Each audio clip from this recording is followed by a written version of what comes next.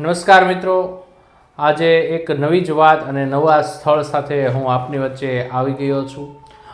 ભારતની ઐતિહાસિક વાત જેની સાથે વણાયેલી છે એવા સ્થળની આજે આપણે મુલાકાત લેવાના છીએ. ભારતની આઝાદીનો જેણે પાયો નાખ્યો એવી દાંડી યાત્રા, અને આ દાંડી યાત્રાની સાથે જોડાયેલું એક એવું સ્થળ જેની આજે આપણે મુલાકાત લેવા જઈ રહ્યા છે. તો જોડાઈ રહેજો મિત્રો મારા વિડીયો સાથે, અને આપ પણ આ સ્થળની મુલાકાત મારી સાથે કરી શકો છો. મિત્રો, આ છે છાપરાભાઠા ગામ, અને છાપરાભાઠા ગામની અંદર આ છે યાત્રી નિવાસ લખેલું છે. તે દાંડી યાત્રાનો પથ દર્શાવતું એક સ્મરણીય અને ખૂબ જ જોવાલાયક એવું સારું એવું સ્થળ. દાંડી યાત્રા જ્યારે 12મી માર્ચ 1930માં ગાંધીજીએ ચાલુ કરેલી એ દાંડી યાત્રા આ સ્થળે એટલે કે છાપરાભાઠા ગામની અંદર 1 એપ્રિલ 1930ના રોજ ગાંધીજી અને એના સાથે રહેલા દાંડી યાત્રાના પથિકો આ જગ્યા પર આવેલા અને રાત્રિ રોકાણ કરેલું.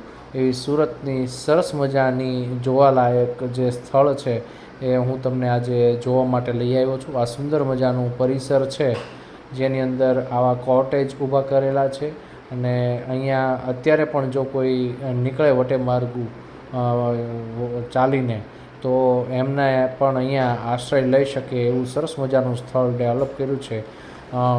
પરિસરની અંદર સરસ મજાના વૃક્ષો ઉછેરવામાં આવ્યા છે, અને ગાંધીજીનું એક સરસ મજાનું અહીંયા કહી શકાય એવું એક બાવલું મૂકવામાં આવ્યું છે. સાથે સાથે ત્યાં શિલાલેખ પણ લખવામાં આવ્યો છે કે 1 એપ્રિલ 1930 મંગળવારના રોજ દાંડી યાત્રાનું આ ગામ ખાતે આગમન થયેલું, અને ગામ લોકોએ હર્ષોલ્લાસ સાથે એમને વધાવેલા.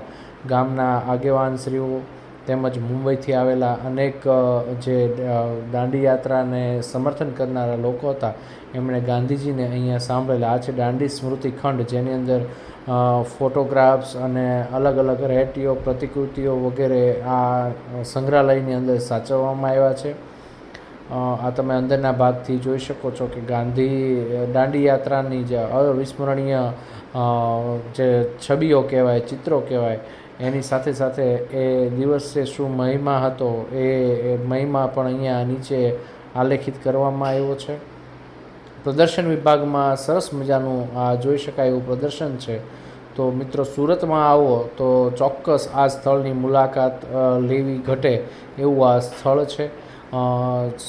જે કતારગામથી 6 કિલોમીટરના અંતરે અમરોલી છાપરાભાઠા જે કહી શકાય, અત્યારનું ન્યૂ કતારગામ પણ તમે કહી શકો. એ ન્યૂ કતારગામથી માત્ર 1 કિલોમીટરના અંતરે છાપરાભાઠા ગામ આવેલું છે. અને છાપરાભાઠા ગામના જે પટેલવાસ પૂરો થાય છે ત્યારબાદ આ સરસ મજાનું દાંડી યાત્રાનું સ્થળ તમે મુલાકાત કરી શકો છો. અહીંના પરિસરમાં આપ શાંતિથી બેસી શકો છો.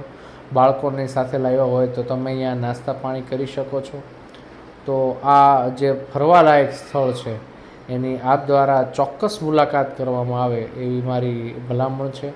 આ દાંડી યાત્રા જે ભવન છે તેની અંદર આ ચિત્રો અને ગાંધીજીના ભાષણના અંશો પણ મૂકવામાં આવ્યા છે, જેથી અહીંયા જે કોઈ મુલાકાતીઓ આવે તે આ ચિત્ર જોઈ શકે, સાથે સાથે તેમાં જે લેખો લખવામાં આવ્યા છે એને વાંચી શકે, અને ભૂતકાળમાં આપણો ભાતીગળ ભૂતકાળ છે, આઝાદીનો ભૂતકાળ છે, આઝાદીના લડવૈયાઓ છે, એના પ્રત્યે આપણને માન ઉપજે એવું સરસ મજાનું ગૃહ નિર્માણ કરવામાં આવ્યું છે. સાથે સાથે અહીંયા જે ઓફિસ વર્ક માટે બેસતા હોય અને લાઇબ્રેરીમાં વાંચવા માટે આવતા બાળકો, વિદ્યાર્થીઓ છે એ પણ તમે જોઈ શકો છો. આ છે દાંડી યાત્રાનો માર્ગ.